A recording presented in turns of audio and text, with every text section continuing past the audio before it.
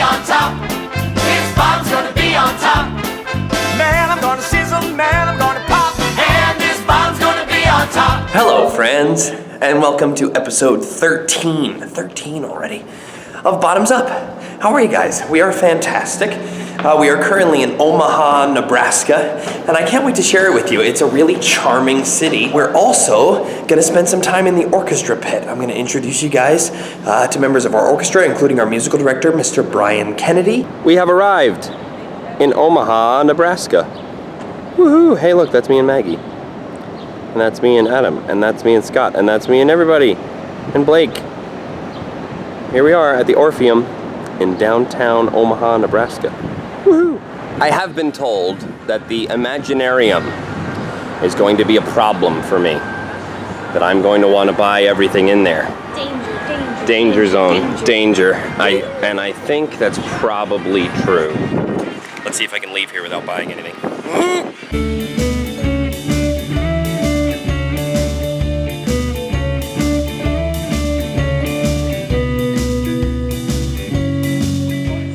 I want that.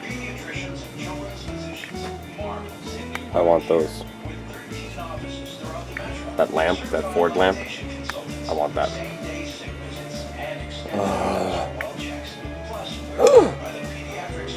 Pez dispensers in the shape of French fry people from McDonald's. Yeah, I want that. Old boxes of Lucky Charms with Lucky Charms Pez dispensers in them. Yeah, I want that. John Goodman Flintstone talking dolls. Yeah, I want that. I found the Atari section and the Sega Genesis section. Old school games. I have to get out of here and think about this before I come back and buy everything. Here's another weird thing about touring. Yesterday, 24 hours ago, we were in Cleveland and it was what? 55? Yeah, like 55, went going down to 49. Yeah. It was cold. And now 24 hours later, it's 92 degrees in Omaha, Nebraska. You can't have weak allergies when you tour. It's crazy. We found our trucks just full of something rotten. This show tours green. Proud of that. Our wardrobe supervisor, Elmo Struck. Hey guys. Hey, was given a gift the last time he was in Omaha. And it has a mind of its own. A remote control car, you ask? What is this thing? Let's do a little research. It is the Blessed Virgin Lady of the Gondola. WWED. What would Elmo do? It's a legitimate... It's a shrine. It's a shrine! And now it's got Rotten, Mormon, Wicked, all the shows he's worked. That's incredible. With theatrical lighting. Nonetheless. That's amazing. It was made here, right? Goodbye, Blessed Virgin. We are now loaded in Omaha at the Orpheum Theater and doing sound check. Let's take a look at this gorgeous theater.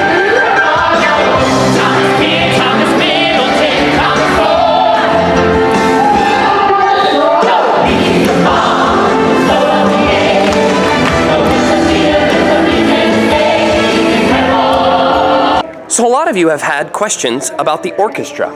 There's a little bit that I know, and then this week's rapid fire Twitter questions will be with musical director Brian Kennedy, who can answer more of your questions. So we travel with 4 musicians. Our musical director and key 1 piano player, Brian Kennedy. We have our associate music director on key 2, Eric. Then there's a keyboard 3, who is a local player in each city that we go to. We've got our rhythm section, Brad, who plays drums, he travels with us. Cameron, who plays guitar 1, he travels with us. There's a guitar 2, who is a local player, a bass, who is a local player, a violin, who is a local player. Then we've got reeds, meaning 1 player who plays flute, clarinet, and saxophone. He's a local player. Then we've got a trumpet and a trombone, who are also local players. That makes an 11-player pit, if I got everyone. 4 who travel with us, and the other 7 are local musicians. I'm going to show you a little bit of sound check so that you can see what goes on, how quickly the locals need to learn. They get the books in advance, but they have 1 long day of rehearsal. And I'll give you a little peek into sound check and just how brilliant our orchestra is. He's just a bring it on man. Shakespeare. Shakespeare. Everything is new. Welcome to the Renaissance. Everything is new. Please reverse! Is yours to do what's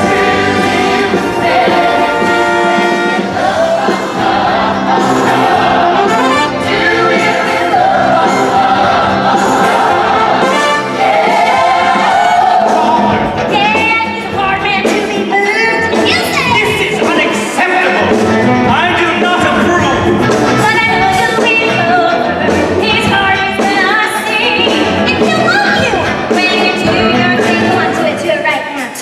Love is... To be you and my Yankee propels the big train out to me. And it's back to my home where I resume my attempts to rise.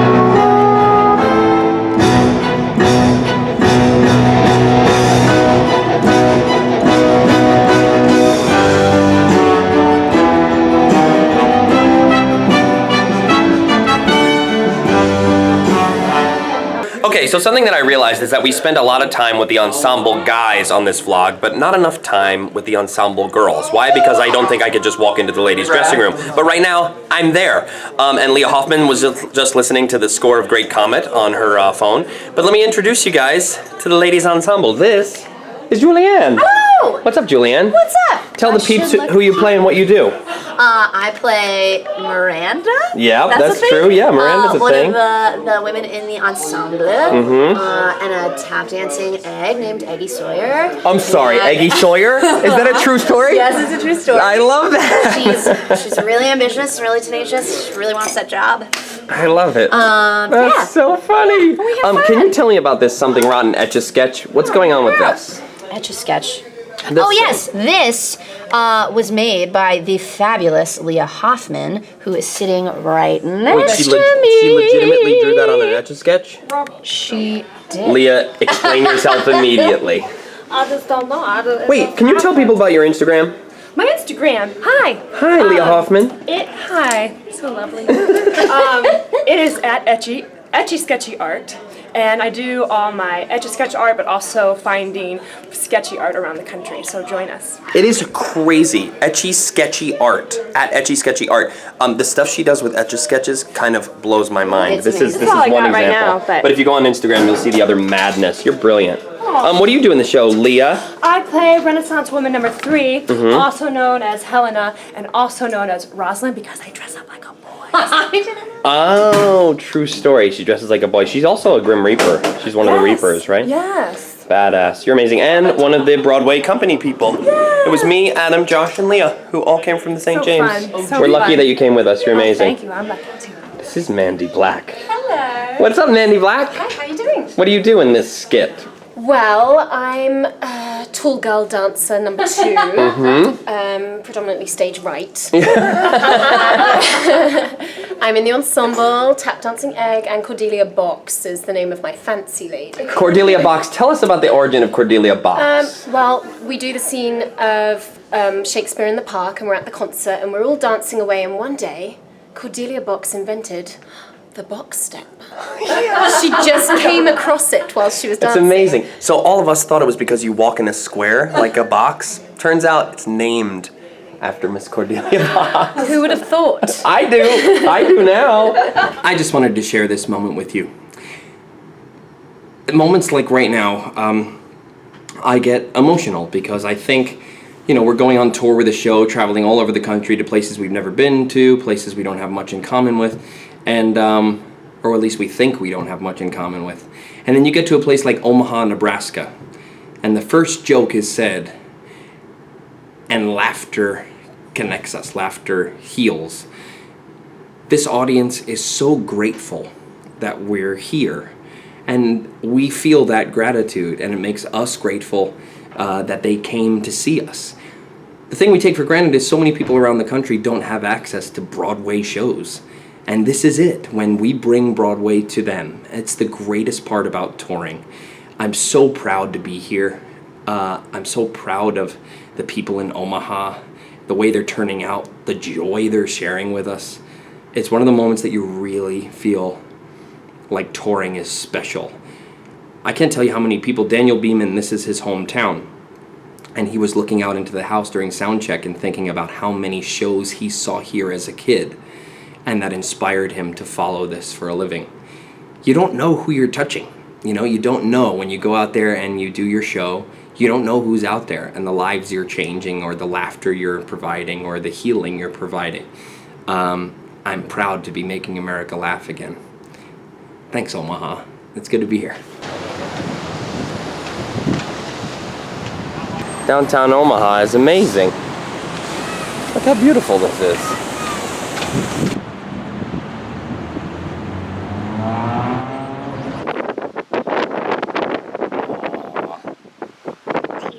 So cute.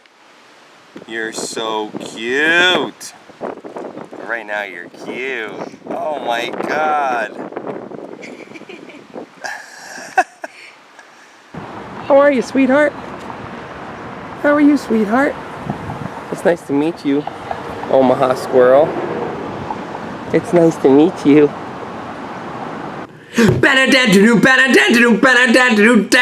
It's time for rapid fire Twitter questions, and our guest this week, our musical director, Mr. Brian Kennedy. Hey guys! Big fan of the blog, big fan. Yeah, big fan. I'm a big fan of you, Brian. I'm a bigger fan of you. He's the best. I went on Twitter and I said that we were going to have some rapid fire Twitter questions for you, and Twitter exploded. Oh my lord. Tori at ToriLewis96. What up, Tori? Hi, Tori. Hi, Tori. She says, "What's your favorite song to perform during the show?" Oh god. I'm gonna say Welcome to the Renaissance. Okay. Nick comes out, the curtain comes up, Adam comes on. I'm like, oh, this is what I do. This is what I get to do. We go through the same thing the audience does, which Yeah. is basically like, oh yeah, nothing else matters right now. And then I gotta say the obvious answer, musical, because you never know how the audience is gonna react. Yeah, and and talk a little bit about musical and how do you, as sort of the like leader of our 11-piece band, changing gears for all those references in musical, how do you get everyone to follow you? Because not only is he conducting, but he's also playing. So he's conducting primarily with his this, and then the chiropractor on Monday. Yes, it's a full week for me. It took me until maybe St. Louis, no, maybe even Pittsburgh, our second or third stop, to really figure out, okay, I'm going to play my left hand here, conduct with my right, then I'm going to switch, then I'm going to do the patron, then I have to advance the patch, then I have to cue the trumpet for here, and then I have to make sure he's doing that, and then I'm looking up and following you because people just laughed, and then you're going to wait for that, and then everyone goes at the same time. My so God. It's just a lot of like... That's crazy. And he also just used a term called advance the patch. Can you tell him what the hell we're talking about? Oh gosh, so we have 3 keyboards in the pit of Something Rotten. I play key 1, which is mostly your piano sounds, your Rhodes, your electric pianos, a harpsichord. Mm-hmm. That's pretty much what I play. Mm-hmm. And I go between maybe about 60 different patches from piano to harpsichord, back to piano. It's mostly just a bunch of different pianos. It's so fun. There's so much fun stuff happening in those keyboard books. That's awesome.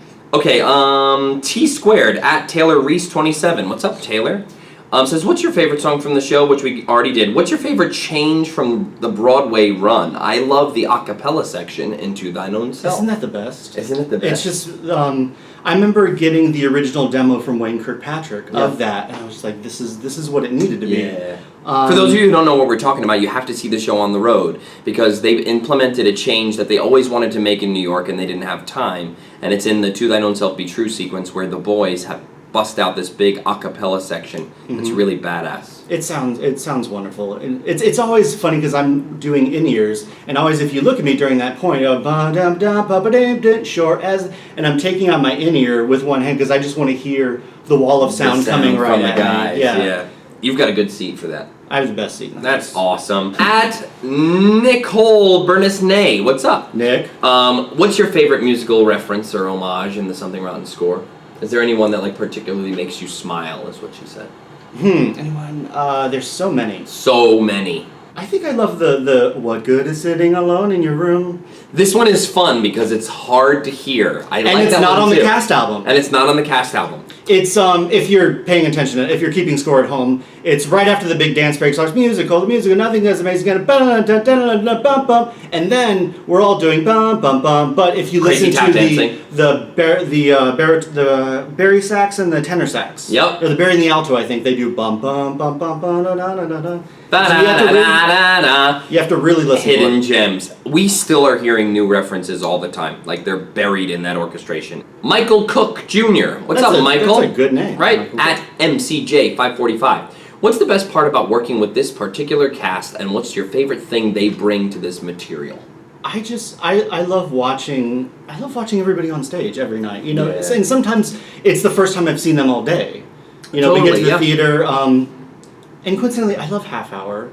Because Yeah. it's that time where everybody's out of the, like, we're all together, everyone is doing their own thing. Yeah, Everyone has their own. Putting the rest of their day away and coming into like... I can always hear you wherever you are in the building by your warm-ups. My warm-up is so violent and not Oh, good. no, I literally just say my first Oh. line, like... Just trying to get my voice forward. If it, singers out there, you know what I mean. Just put it right here. I'm sorry. No, I love it. It's About great. I like this one. Declan Smith. What's up, Declan? Declan. We got some cool name. names. I know, right? At Declan Smith. What city's been your favorite so far? Greenville was surprising. Greenville's to me. so that whole downtown area was. Omaha's becoming that for me too, like just this pleasant whole old surprise. market? Oh my god, we were there today. Great. It's amazing. I love it. Amanda Lord at Miss Lordama. How long have you been a musical director, and have you directed any other shows? He's directed tons of shows. You can look that up online. Millions. But I'll piggyback on that question. So how long have you been a musical director, and do you have any like highlight other shows that you like really loved working on?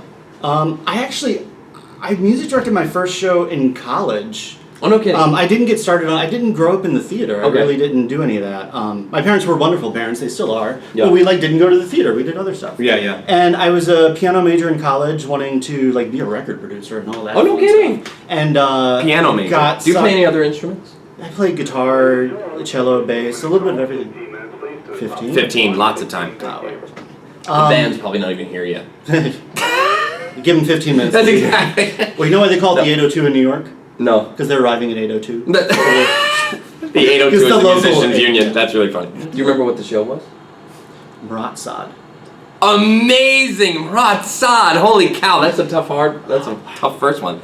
But I get what That's a he's deep saying one. about like the connection. Like that's what's so great about a musical director and a conductor in the show. Like I'm trying to think of moments in the show for you and I, but like in the courtroom at the end when I say the learned counselor is right. I lost my mind, and he plays this beautiful intro with the orchestra, and then there's a moment where I feel both of us breathe and go.